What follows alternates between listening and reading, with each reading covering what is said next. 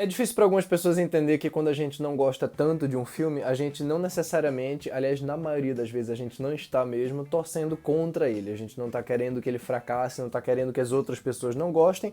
É simplesmente a opinião da gente e em alguns casos, eu vou confessar, eu até torço para o filme fazer um grande sucesso por conta do que ele representa, muito além da qualidade ou não dele.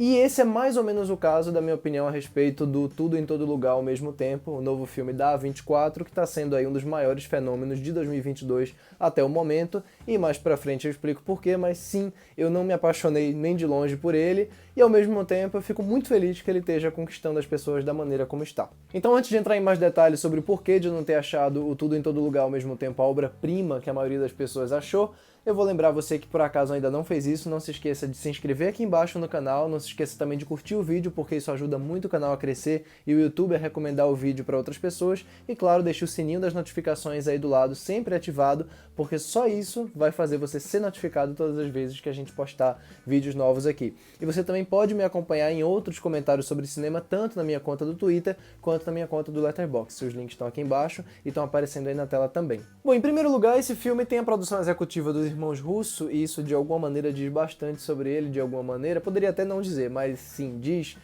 Tem a direção dos Daniels, né, que são os responsáveis por aquele filme gracioso e muito surpreendente que é Um Cadáver para Sobreviver, de 2016, com o Daniel Radcliffe e o Paul Dano.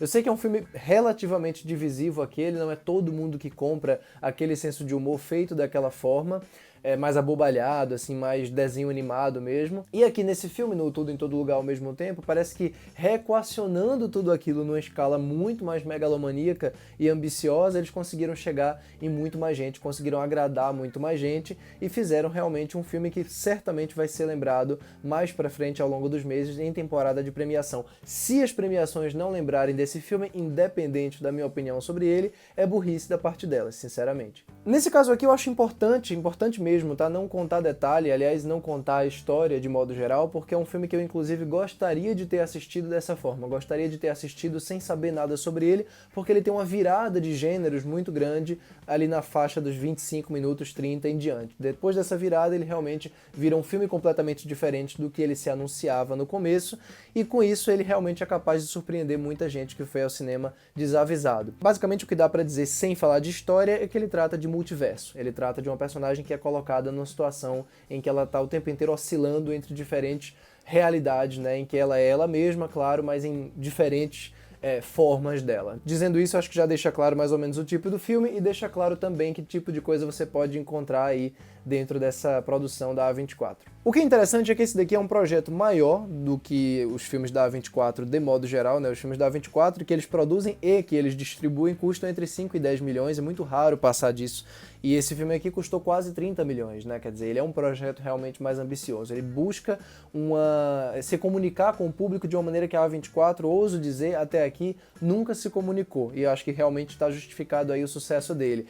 Não é só por ele tratar de multiverso, que é uma coisa que já está relativamente saturada com a Marvel, etc. É pela maneira como ele realmente lida com as referências, da maneira como ele lida com o humor, a maneira como ele lida com a ação, né? Tudo isso é feito para o filme ser um exercício de estímulos que está constantemente chamando a sua atenção. Ele é um daqueles filmes feitos no espírito de vamos deixar a plateia sempre engajada com o que está acontecendo aqui. Ele é um anti-tédio, né?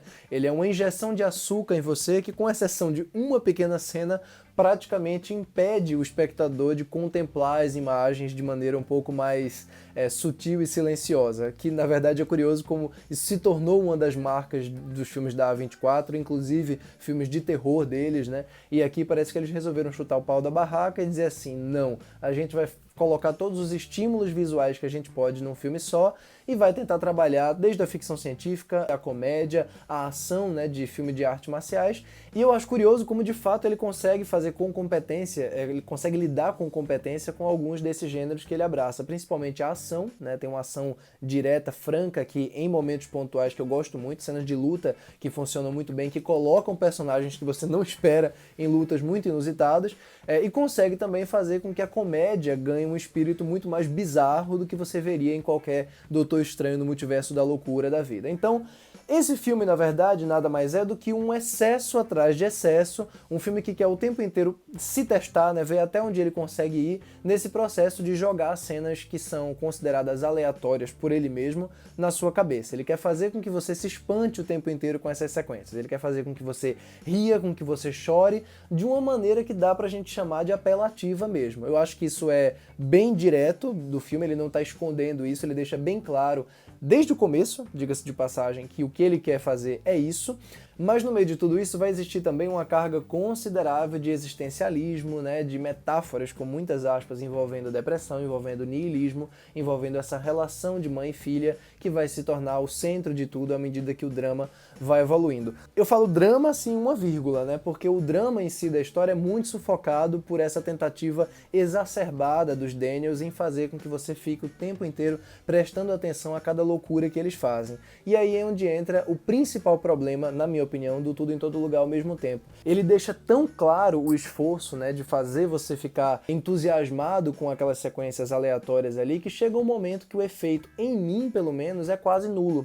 Tem algumas sequências de bizarrice que vão se repetindo num nível ao longo dessas 2 horas e 15, 2 horas e 20 mais ou menos de filme, que eu não estava realmente reagindo de maneira nenhuma mais. Fica muito claro que o filme queria que eu estivesse morrendo de gargalhar, e eu tenho certeza que para muita gente realmente funcionou dessa forma, mas chega num ponto em que eu não estava achando mais nada bizarro, né? Ele consegue tornar o excesso de bizarrice justamente uma coisa plana. Algumas das pontuais esquisitices do filme realmente pegam você de surpresa. Tem uma bem indescritível em relação a personagens tentando sentar num objeto, que ali sim eu acho que a coisa pega num ponto que você não esperava que o filme fizesse aquilo daquela forma naquele momento, nem que ele fosse investir tanto tempo naquilo. Realmente eu acho admirável que os caras tenham levado até as últimas consequências uma sequência, uma ideia como aquela. Mas é engraçado como até uma ideia como essa também começa a se tornar saturada por causa da insistência do filme nele mesmo. Ele chama muita atenção para o próprio método dele. É muito diferente de outros filmes que eu poderia até citar, mas eu preferi não fazer dessa vez,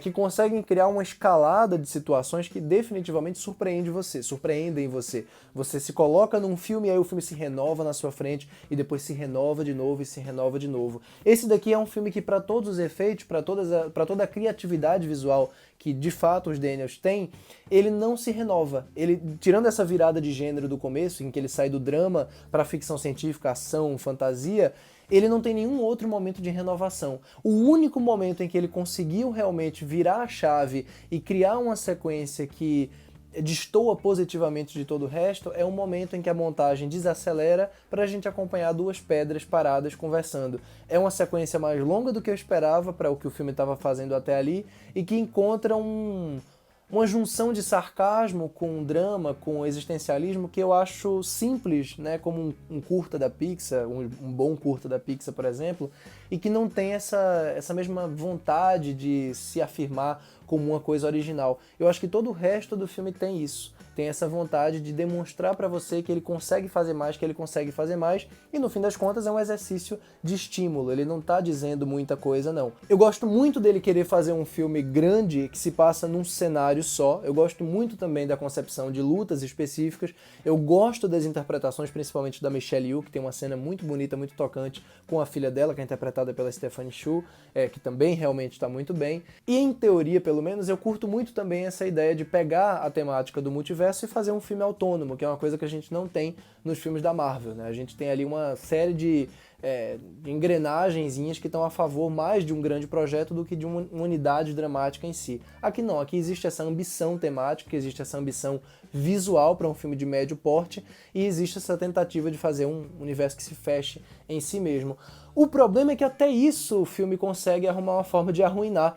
Quer dizer, você tem uma possibilidade de criar universos muito diferentes e muito particulares e você escolhe o mais fácil, que é fazer referência pop, referência que as pessoas vão reconhecer, ao invés de realmente propor às pessoas uma viagem sensorial para um mundo novo. Então tem referência direta a Matrix, tem referência direta a Ratatouille, que é uma referência que ele insiste em repetir umas 4 ou 5 vezes até você não aguentar mais e dizer, já entendi.